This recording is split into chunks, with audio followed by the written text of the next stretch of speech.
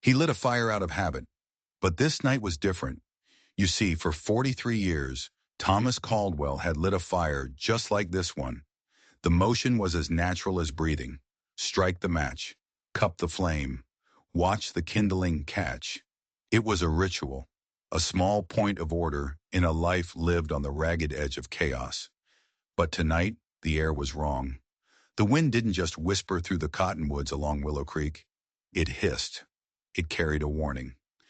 Out on the plains of Kansas, 20 miles south of Dodge City, you learn to listen to the silence. And tonight, the silence was deafening. The coyotes weren't singing their nightly chorus. The cattle were bunched together, their snorts and stomps filled with a nervous energy that Thomas could feel in the marrow of his bones. He was an old man, and like all old men who live close to the earth, he could feel the weather changing, not just in the sky, but in his soul. This wasn't a storm of rain and thunder. This was something else. The coffee pot bubbled over the flames, its familiar hiss doing little to comfort him. His horse, Rosie, a tough old mare who had seen him through blizzards and droughts, let out a low nicker and strained against her rope. Her eyes were wide, fixed on the impenetrable darkness that ringed the small circle of firelight. Thomas's hand, calloused and scarred from a lifetime of hard work, rested on the worn grip of his Colt, .45. He didn't draw it. Not yet. That was a rookie move. You never showed your fear. You just sat with it, let it sharpen your senses. He took a slow sip of his coffee, the bitter liquid a familiar ghost on his tongue. He had spent more nights like this than he could count, alone under a blanket of stars. He had faced down rustlers, stampedes, and the kind of bone-deep loneliness that could break a lesser man. But this was different. A twig snapped. It wasn't the sound of a deer or a rabbit. It was a deliberate sound, measured, confident. Thomas didn't move a muscle. He kept his eyes on the fire, watching the sparks spiral up into the endless dark like fleeting prayers. He appeared calm, a weathered statue carved from prairie dust and determination. But inside, every nerve was screaming. He was being watched. He was being hunted. Then she stepped into the light. She moved with a silence that defied the dry, crackling leaves on the ground. One moment there was nothing. The next, she was there, standing at the very edge of the firelight. She was young, maybe 20, with long, black hair that seemed to drink the golden light of the flames. Her eyes were dark, ancient pools that held the reflection of his fire. And in their depths, Thomas saw a wisdom that had no business being in a face so young. She wore buckskin, adorned with beadwork so intricate it seemed to tell a story he couldn't read.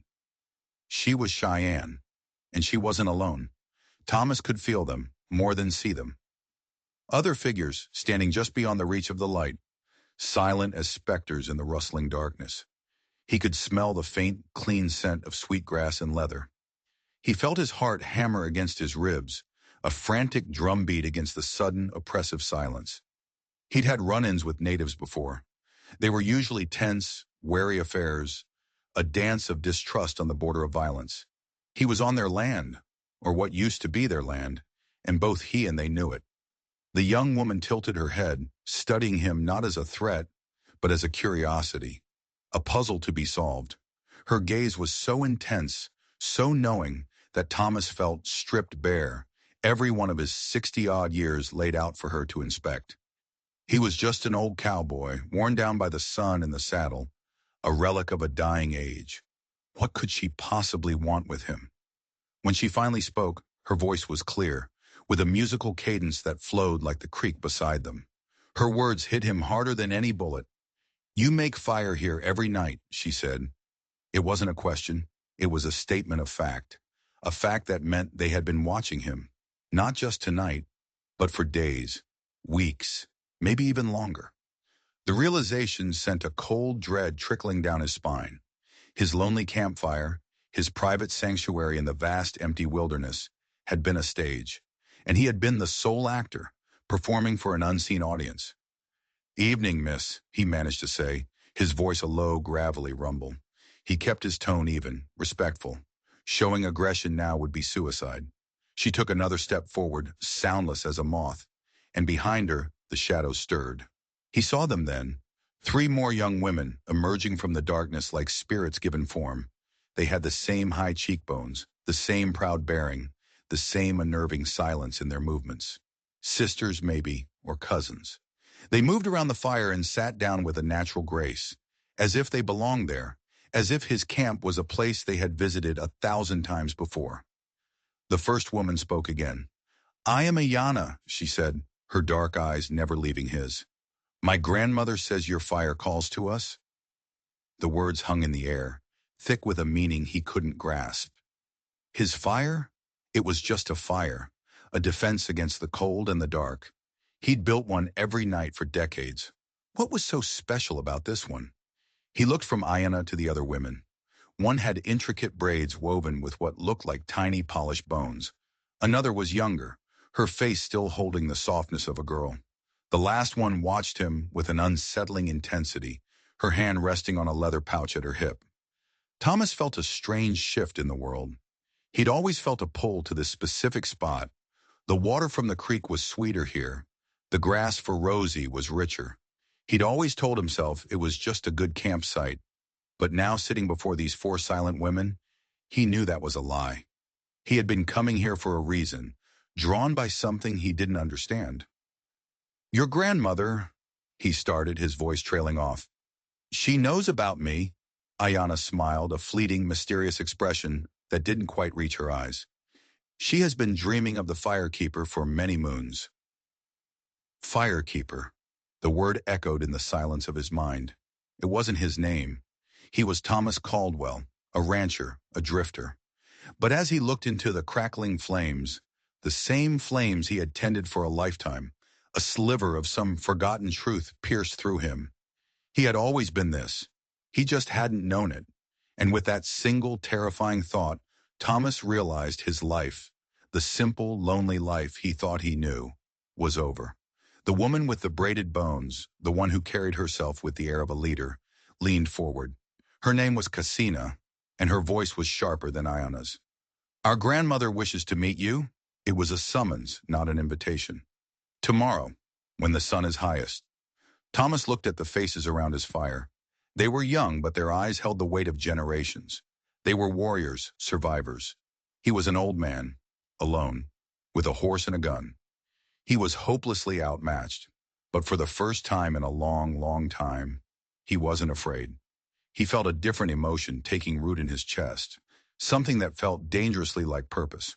"I would be honored," he said, and as the words left his lips, the wind howled and the fire roared, casting their faces in a wild dancing light. He had just agreed to something, he knew, something that would change not only his future, but the past as well. He had answered a call he never knew he was listening for. The youngest one, Diani, spoke up, her voice barely a whisper. "She says you are the one to stand against the shadow." Thomas's blood ran cold. "Shadow? What shadow?" But Ayana simply stood, her companions rising with her in a single fluid motion. They didn't answer his question. They didn't need to. He could feel the answer in the cold knot of dread in his stomach, in the unnatural silence of the prairie. "Be ready, firekeeper," Ayana said. And then, as silently as they had come, they were gone, swallowed by the darkness. Thomas was alone again, but the space around his fire felt crowded, haunted. He stared into the flames, but he no longer saw just burning wood. He saw the faces of the women. He heard the name Firekeeper. He felt the weight of a duty he didn't understand. He had spent his whole life running, drifting from one place to the next, belonging nowhere. And now it seemed a place had finally claimed him. He reached for his coffee cup, his hand trembling slightly. The coffee was stone cold. He hadn't even noticed. The night was just beginning, and he had a feeling it was going to be the longest night of his life. Sleep didn't come. How could it? Every time he closed his eyes, he saw their faces, heard their words. Firekeeper. The shadow. He sat by the dwindling flames until the first hint of gray softened the eastern sky. He felt different. The land itself felt different. It was as if a veil had been lifted, and he was seeing the world for the first time as it truly was. The rustle of the cottonwood leaves sounded like whispers. The gurgle of the creek sounded like a language. He was a stranger in a land he'd traveled his entire life. He went through his morning rituals on autopilot. Coffee, jerky, checking Rosie's shoes. But his mind was 1,000 miles away, or maybe 1,000 years. He was waiting. For what, he wasn't entirely sure. A meeting with a woman who dreamed of him. A confrontation with a shadow he couldn't see. He felt like a man standing on the edge of a cliff, waiting for the wind to decide his fate. As the morning wore on, the sky began to change. Heavy, bruised-looking clouds rolled in from the west, swallowing the brilliant blue. The air grew thick and heavy, charged with an electric hum. Just as the sun reached its zenith, hidden behind the leaden sky, the first fat drops of rain began to fall. It wasn't a gentle shower. It was a deluge, as if the heavens themselves were weeping. Thomas took shelter under the broad canopy of an old cottonwood, the rain drumming a frantic rhythm on the leaves above. And through the downpour, he saw them. It wasn't just the four women from last night. It was an entire procession. A dozen people, maybe more, emerged from the tree line, moving through the rain with a solemn dignity that made them seem like figures from a dream. Men and women, young and old. They didn't seem to notice the rain, or if they did, they didn't care. They were there for him. At the center of the group, supported by Ayana and Cassina, walked the oldest woman Thomas had ever seen. She was tiny, her body bent and gnarled like an ancient tree root, but she radiated a power that was terrifying. Her hair was as white as winter snow, braided with feathers and stones that seemed to hum with their own inner light. Her face was a roadmap of 100 years, every line telling a story of sorrow and survival. But it was her eyes that held him captive. They were the same dark, knowing eyes as her granddaughters, but they held the depth of the earth itself. In them, he saw the birth and death of stars, the turning of seasons, the endless cycle of life and death on the prairie. This was the grandmother, the dreamer. They stopped before his sodden, smoking campfire. Ayana gestured to him. "Grandmother," she said, her voice filled with reverence, "this is the firekeeper." The old woman's gaze fell upon him, and Thomas felt it like a physical blow. It was a look that didn't just see his weathered face and tired body. It saw his soul. It saw every cowardly act, every small kindness, every lonely mile he had ever traveled. He felt the sudden, foolish urge to run, to hide. But there was nowhere to go. He was pinned by her gaze. He removed his hat, the rain plastering his gray hair to his scalp. It was a gesture of respect, a small offering in the face of an immense ancient power. She took a slow, deliberate step forward, her movements surprisingly steady. When she spoke, her voice was a dry, rustling whisper, like leaves skittering across a frozen pond. But her words carried the weight of a mountain. "I have seen you," she rasped, her voice barely audible above the rain. "For many seasons, I have seen you in my dreams, sitting by this fire, alone. You did not know it, but you have been standing guard." "Guard?" Thomas asked, his own voice sounding weak and thin. "Guard against what?" The grandmother's lips pulled back in a grim, humorless smile. "The land remembers, Firekeeper. It remembers every wound, every broken promise. A sickness has taken root here, a shadow born of greed. It poisons the water, sickens the animals, and chokes the life from the earth. You have felt it, haven't you? The wrongness of this place." Thomas thought of the silent coyotes, the restless cattle. He thought of the gnawing unease that always settled in his gut when he camped here. He nodded slowly. "I've felt it." "This place is sacred," she continued, her voice gaining strength. "It is a place where the veil between worlds is thin, a place where the ancestors rest. The shadow wants to devour it, to turn it into a place of death and despair. My dreams have shown me that only a fire tended by a man with a lonely heart and an honest soul can keep it at bay. Your fire." The rain was letting up now, but a chill deeper than any winter storm settled into Thomas's bones. This was insane. He was a cowboy, not some hero from a storybook. He herded cattle. He drank cheap coffee. He didn't fight shadows.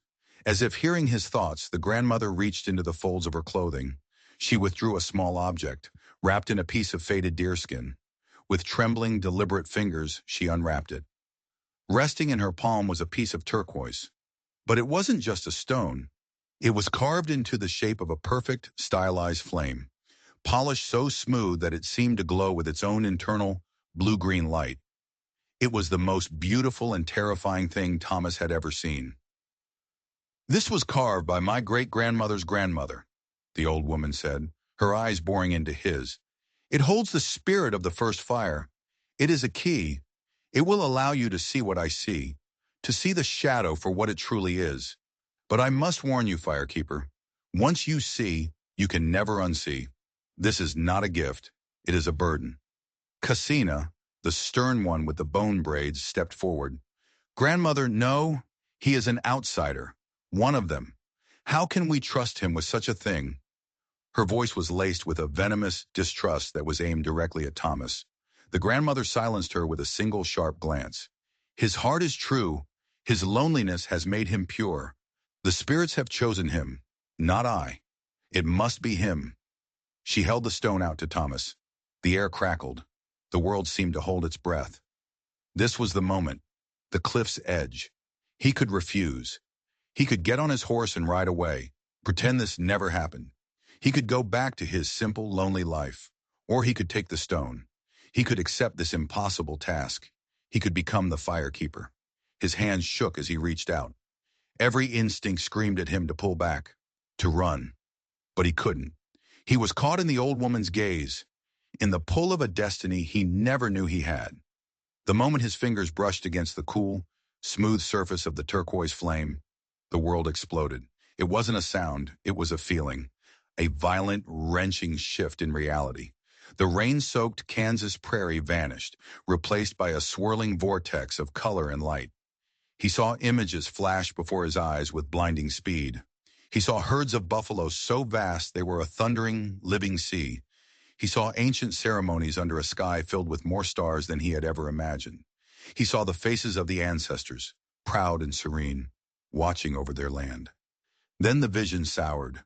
He saw the first white men, their faces pale and greedy. He saw the flash of steel, the crack of rifles, the land stained with blood. He saw treaties signed and broken. He saw the buffalo slaughtered, their bodies left to rot under the unforgiving sun. He felt the land itself cry out in agony, a deep, mournful sound that echoed in his very soul. And then he saw the shadow. It wasn't a creature. It was an absence, a void, a creeping rot that spread from a place of great violence. He saw it seep into the ground, a black, oily stain that killed everything it touched. He saw it take the shape of men's greed, whispering in their ears, promising them wealth and power if they would only dig a little deeper, cut a little more, take what was not theirs. He saw it wear the faces of railroad barons, of land speculators, of desperate prospectors. It was a cancer on the land, and it was growing. He gasped, stumbling back, dropping the stone. The vision shattered. He was back by the creek, the smell of rain and wet earth filling his nose. He was panting, his heart trying to beat its way out of his chest. The Cheyenne were all staring at him, their faces a mixture of pity and awe. The grandmother looked frail, exhausted, as if showing him the vision had taken a great toll on her. Thomas stared at the turquoise flame lying in the mud. He understood now. He understood the wrongness, the silence of the coyotes, the fear in his horse's eyes. He understood the burden. With a resolve he didn't know he possessed, he bent down and picked up the stone. It felt warm in his palm, humming with a faint, steady power. He looked at the grandmother, at Ayana, at the distrustful Casina. He looked at their people, who had suffered so much and were still fighting to protect the last sacred pieces of their world. "I'll do it," he said, his voice hoarse but steady. "I will be the Firekeeper." The tribe left as quietly as they had come, melting back into the prairie and leaving Thomas in a world that was both familiar and terrifyingly new. He was alone with the humming turquoise stone and the weight of a promise that felt heavier than a mountain. The rain had stopped, and the sun was breaking through the clouds, but the world no longer looked the same. He could see things now, at the edges of his vision, a flicker of movement in the shadows that wasn't a trick of the light, a shimmer in the air above the creek that spoke of an ancient power. The veil had been lifted, and he was staring directly into the face of a world he had never known existed. That night, lighting the fire was no longer a habit. It was a ritual, a sacred act. He laid the wood with a deliberate care he had never used before. As he struck the match, he held the turquoise flame in his other hand. The moment the kindling caught, the stone in his palm pulsed with a gentle warmth, and the fire itself seemed to burn brighter, taller, its light pushing the encroaching darkness back with a newfound ferocity. He held the stone up, letting the firelight play across its polished surface. As he stared into its blue-green depths, the world around him wavered. He saw them, the spirits. They weren't ghosts in the way he'd always imagined. They were like echoes, faint, shimmering outlines of men and women in traditional Cheyenne dress, standing just beyond the circle of light. They weren't threatening. They were watching, their spectral faces calm and impassive. They were the ancestors the grandmother had spoken of, and his fire was their beacon. A new kind of loneliness settled over him. It was the loneliness of a watchman on a wall, a lighthouse keeper on a desolate coast. He was the only one who could see the spirits, the only one who understood the true nature of the darkness that pressed in on all sides. The weight of it was immense. Weeks bled into one another. Thomas kept to his routine, driving his small herd of cattle, but his life was now divided into two parts: the mundane world of daylight and the secret, terrifying world of the night. The turquoise flame never left his person. He wore it on a leather cord around his neck, tucked beneath his shirt, where it rested against his skin like a second, slower heartbeat. Ayana began to visit him, always appearing silently at dusk. She was his teacher, his guide in this new reality. She taught him the old stories, the names of the spirits, the ways of the land. She explained that the shadow was clever. It couldn't create, it could only corrupt. It fed on despair, on greed, on violence. It whispers to men with holes in their souls, she told him one evening, her face serious in the firelight. It promises them everything they desire, but the price is always their humanity. She taught him how to use the stone, not as a weapon, but as a lens, to focus his will, to feel the edges of the sacred ground, to sense when the shadow was near. Under her tutelage, the shimmering spirits of the ancestors became clearer, their presence a source of quiet strength.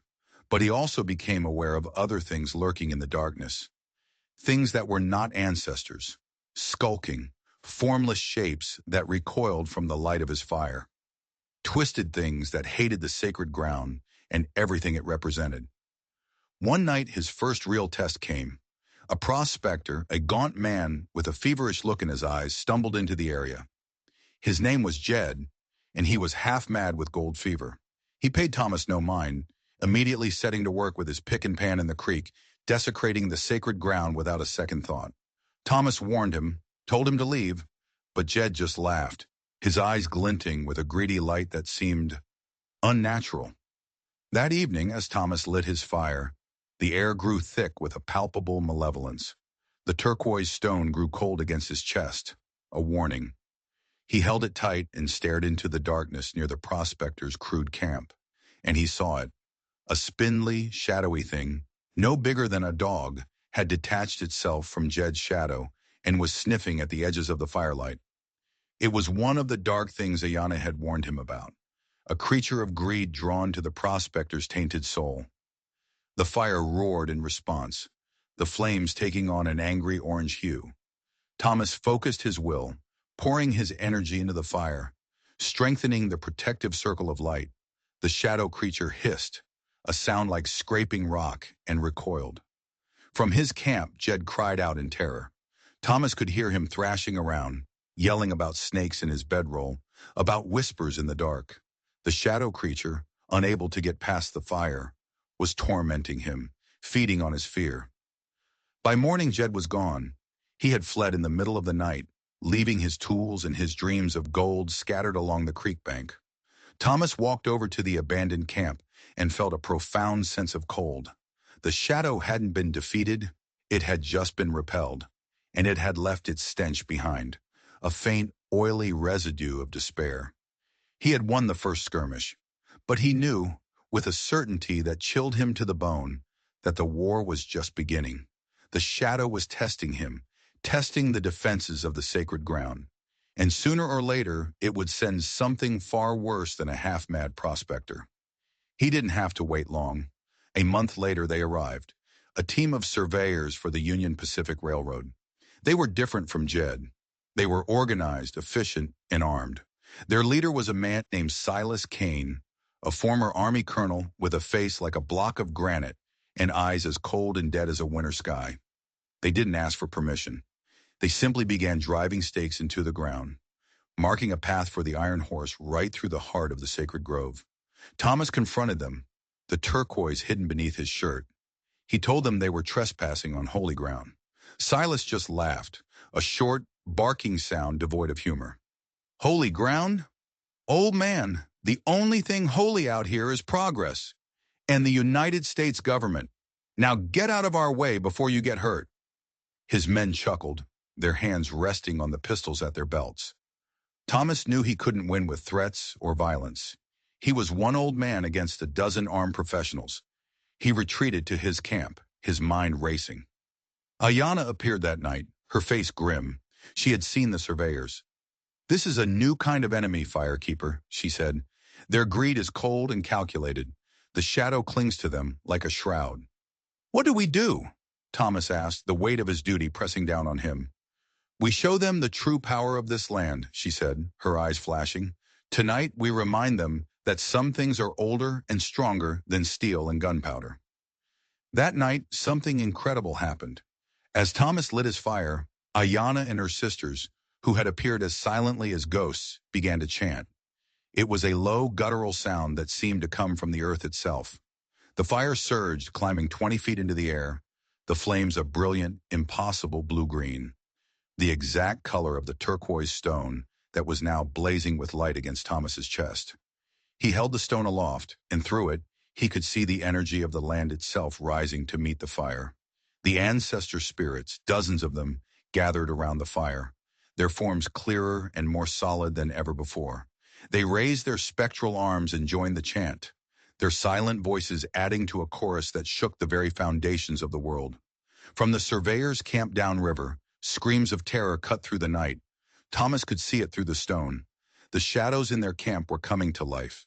Their own campfires cast monstrous, dancing shapes that seemed to have a life of their own. The horses, screaming in panic, tore free from their tethers and bolted into the darkness. Tools bent and twisted as if made of wax. A wave of pure, primal fear washed over the camp, a terror born not of a physical threat, but of the sudden, soul-shattering realization that you are small and unwelcome in a world far older and more powerful than you can comprehend. By dawn, the surveyors were gone. They had abandoned everything, their wagons, their equipment, their charts and maps. They had fled as if the devil himself were on their heels. Thomas stood in the morning light, exhausted but victorious. Ayanna and her sisters were gone. The fire was back to normal. But the power he had felt, the raw, untamed energy of the land, still thrummed in his veins. He had faced the shadow's pawns and driven them back. But his victory was short-lived. A week later, Silas Kane returned. And this time, he wasn't alone. He brought a dozen hired guns with him, hard men with killer's eyes and rifles in their hands. And as they rode into the clearing, Silas pointed a finger directly at Thomas. "There he is," Silas roared, his face a mask of fury.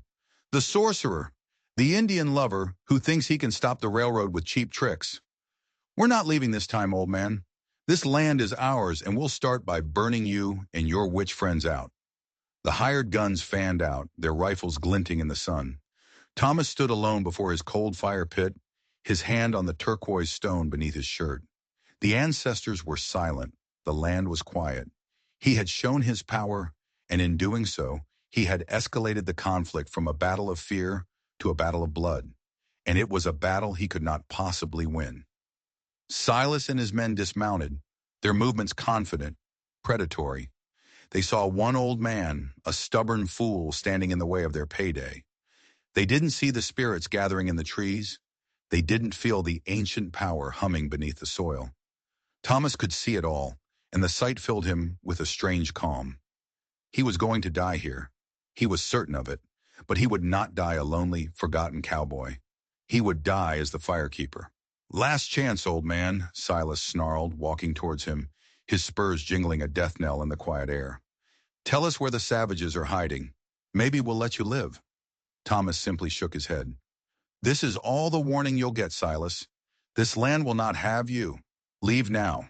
Silas laughed, a genuinely amused sound this time. Brave words. He drew his pistol, the click of the hammer being pulled back echoing in the clearing.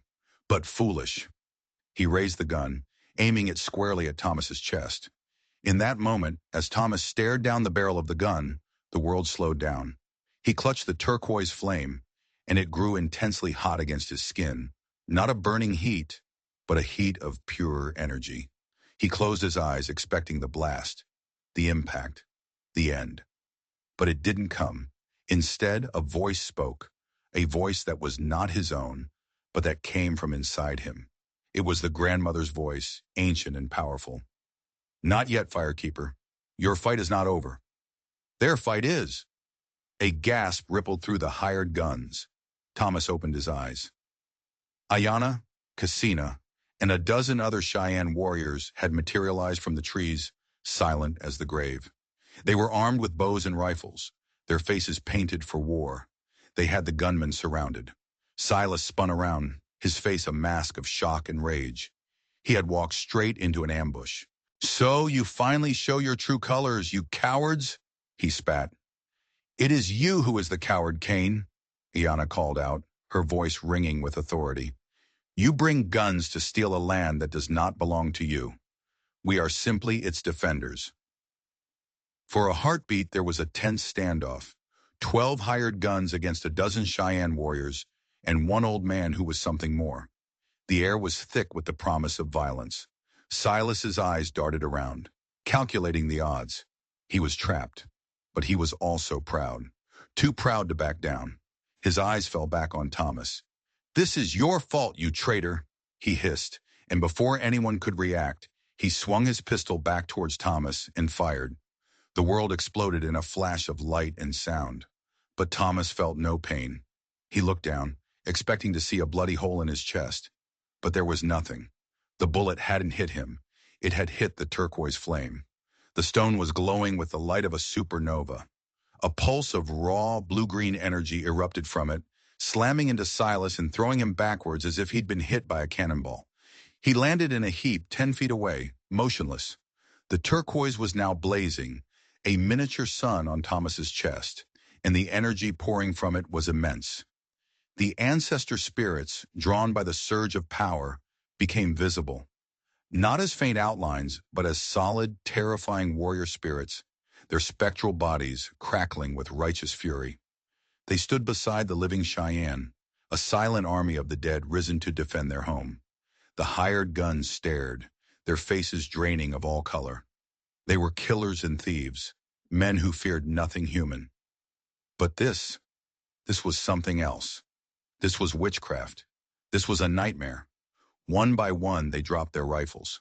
They raised their hands in surrender, their eyes wide with a terror that had shattered their courage into a million pieces. They weren't just surrendering to the Cheyenne. They were surrendering to the land itself. The fight was over before it had truly begun. In the aftermath, as the Cheyenne warriors disarmed Silas's men, Ayanna walked over to Thomas. He was still trembling, the power from the stone slowly receding.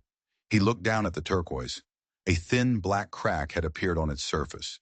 It had saved his life, but it had been damaged in the process.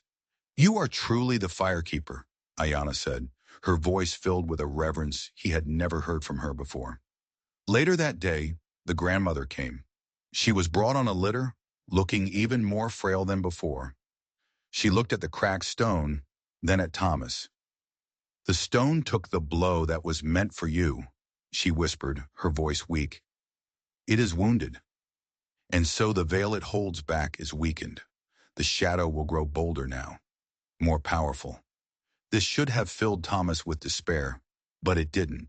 He looked at the surrendered gunmen being tied up. He looked at the proud Cheyenne warrior standing guard. He looked at the shimmering spirits who still lingered in the trees. He was not alone. Then we will grow bolder too, Thomas said, his voice ringing with a newfound strength. The grandmother smiled, a true, warm smile this time. She reached out and placed her thin, wrinkled hand on his. I have one last thing to show you, Firekeeper. One last secret you must know if you are to win this war. She asked him to hold the stone and take her hand. He did. When their skin touched, the world dissolved again. But this time the vision was different. It wasn't about the past of the Cheyenne. It was about his past. He saw a man, a fur trapper, with his own family name, Caldwell, his great-great-grandfather. He saw him on this very spot over a century ago, but he wasn't there to trade. He was there to steal. He saw his ancestors sneak into a sacred cave while the Cheyenne were away and take something, a stone, carved like a flame. The original sacred object of the tribe. He saw the curse that the tribal shaman laid upon the thief and his bloodline. A curse of loneliness, of wandering, of never finding a home. A curse that had defined Thomas's entire life. He gasped, pulling his hand back. The vision ended. He stared at the grandmother, his mind reeling. His whole life, his inexplicable drifting, his profound loneliness. It hadn't been fate. It had been a curse. And his constant, unconscious return to this specific spot hadn't been a coincidence. It was the land and the curse pulling him back to the scene of the crime. The spirits did not choose you by chance, Thomas Caldwell, the grandmother said, her eyes filled with a sad wisdom. Your blood owes this land a debt. A great wrong was done here by your ancestor. Your destiny is not just to be the guardian of this place. It is to be its redemption. By protecting it, you redeem your own bloodline. It all clicked into place. The puzzle of his life was finally solved. He wasn't just a random old man who had stumbled into a sacred duty. He was the key. His presence there was an act of cosmic justice, a balancing of ancient scales. The loneliness he had carried as a curse could now be wielded as a shield. What happened to the original stone? Thomas asked, his voice a hoarse whisper. It was lost to your family generations ago, the grandmother said. The shadow fears it. It is the only thing that can destroy it for good. The turquoise flame you carry is but an echo of its power. To truly win this war, Firekeeper, you must find what your ancestors stole. And there it was, his quest, his purpose laid bare. It was bigger than just guarding a small patch of land in Kansas. It was about finding a lost relic, breaking a family curse, and facing down a primordial evil that wore the face of human greed. He looked at the cracked turquoise in his hand. He looked at Ayanna, who was watching him with an expression of deep understanding. He looked out at the prairie, which now felt less like his home and more like his battlefield. Silas and his men were defeated, but they were just symptoms of the disease. The shadow was still out there, whispering in the ears of other greedy men, plotting its next move. And now it knew his name. It knew who he was. That night, Thomas lit his fire. He held the cracked stone, feeling its diminished but steady warmth. He was no longer just a watchman. He was a hunter. He had to find the original stone. He didn't know where to start. He had no map, no clues, only the story of an ancestor's crime. But as he stared into the flames, he saw the spirits of the ancestors gathered around him, their faces resolute. He wasn't alone. He had allies, both in this world and the next. The fire burned through the long, dark night. Thomas did not sleep. He watched the stars, thinking about curses and redemption, about the long, tangled threads of history that had led him to this single, pivotal moment. He was Thomas Caldwell, the Firekeeper, and his story was just beginning.